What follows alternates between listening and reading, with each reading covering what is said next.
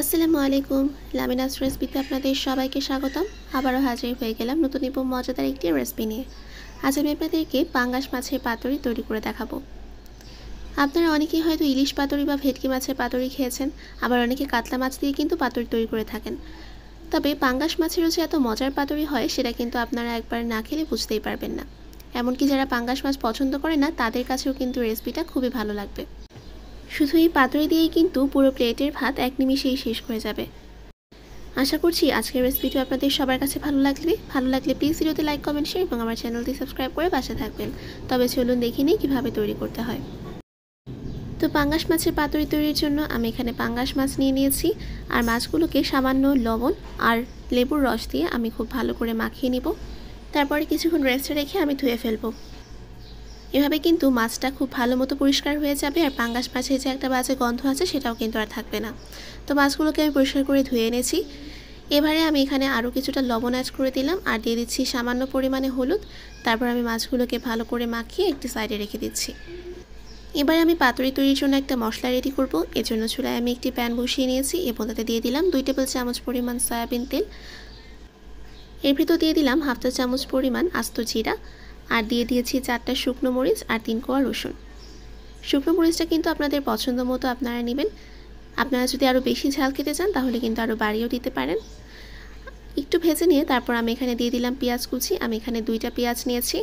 তারপর খুব ভালো করে আমি এগুলোকে ভেজে নিব। এই মশলাটার কারণে কিন্তু পাতুরির টেস্টটা আরও অনেক গুণে বেড়ে যায়, আর এটা কিন্তু একটু ঝাল ঝাল খেতেই বেশি ভালো লাগে। আর দেখুন এরই মাঝে কিন্তু এগুলো ভাজা হয়ে গিয়েছে। এবার মশলাগুলোকে আমি বেটে নিব।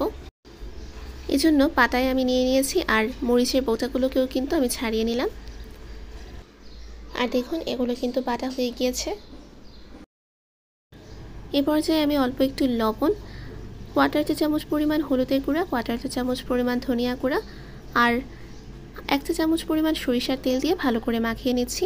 লবণটা কিন্তু একটু বুঝে অ্যাড করতে হবে, যেহেতু আমরা মাছেও লবণ অ্যাড করেছিলাম।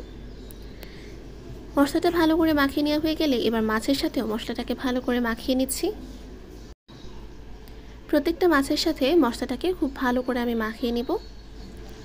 আর পাতুরিটা বানানোর জন্য আমি আজকে পুঁই শাকের পাতা ইউজ করছি। আপনারা চাইলে কিন্তু এখানে লাউয়ের পাতা কিংবা অনেকে কলা পাতা দিয়েও করে থাকে, সেটাও আপনারা ইউজ করতে পারেন।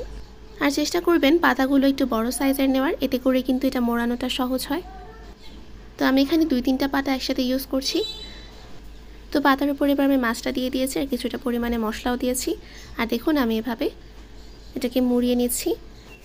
আর এটি যদি খুলে না যায় সেজন্য আমি এখানে টুথপিক ইউজ করছি। আপনারা চাইলে কিন্তু এটা সুতা দিয়েও পেঁচিয়ে নিতে পারেন। আর এভাবে করেই কিন্তু আমি সবগুলো পাতুরি বানিয়ে নিব।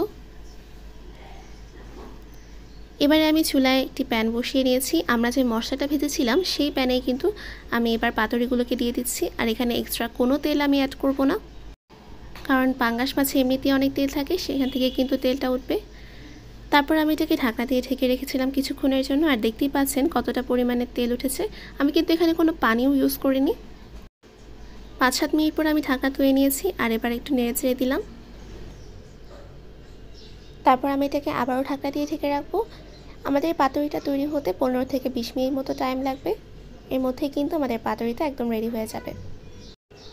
ঢাকনা তুলে নিয়েছি, আর দেখুন আমাদের পাতুরিটা কিন্তু একদম রেডি হয়ে গিয়েছে। এটা দেখেই কিন্তু বোঝা যাচ্ছে যে খেতে দারুণ হবে। আর এটার ঝোলটা এত মজার হয়, আপনারা কিন্তু এভাবে অবশ্যই ট্রাই করে দেখবেন। তো আমি এটাকে প্লেটে সার্ভ করে নিলাম। আর এটার টেস্টটা এত ভালো হয়েছিল যেটা আমি আপনাদেরকে মুখে বলে বোঝাতে পারবো না।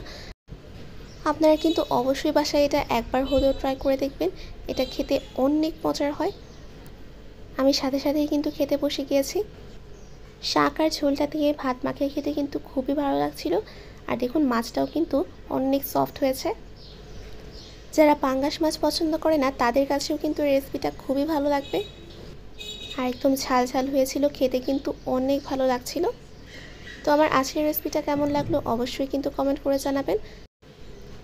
রেসিপিটি ভালো লাগলে প্লিজ ভিডিওতে লাইক করবেন এবং বেশি বেশি শেয়ার করে দিবেন। এবং এই ধরনের পারফেক্ট নতুন এবং মজাদার রেসিপি পেতে এখনই আমার চ্যানেলটি সাবস্ক্রাইব করে নোটিফিকেশান বেলটিও কিন্তু অন করে রাখবেন।